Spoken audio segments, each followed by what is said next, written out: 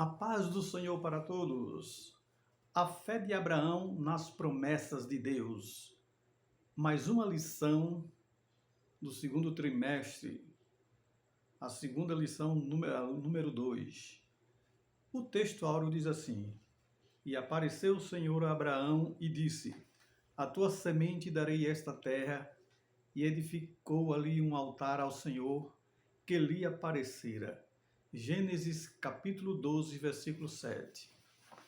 Aqui Deus se manifestava aos homens de forma teofônica, ou seja, Deus enviava um anjo e aparecia o homem falando com ele.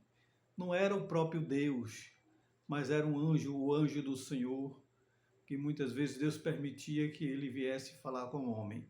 Então Abraão teve uma direção divina muito importante, porque Abraão seria pai de multidões de nações. Não era só de uma nação, era de multidões de nações. Então, todos aqueles que aceitam a Cristo como Salvador são filhos na fé de Abraão. Abraão volta do Egito para Canaã. Ele desceu para o Egito para peregrinar ali, mas o intuito de Abraão não era ficar rico, não era ter muitas vantagens, conquistar muitos bens materiais, mas seu objetivo estava na direção de Deus.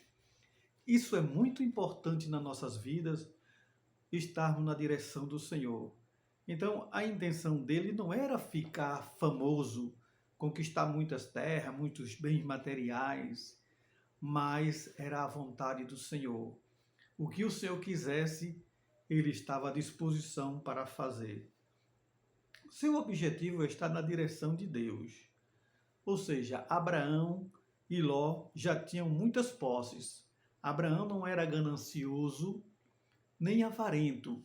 Não era aquela pessoa que só pensava em ganhar, em conquistar, em possuir. Não.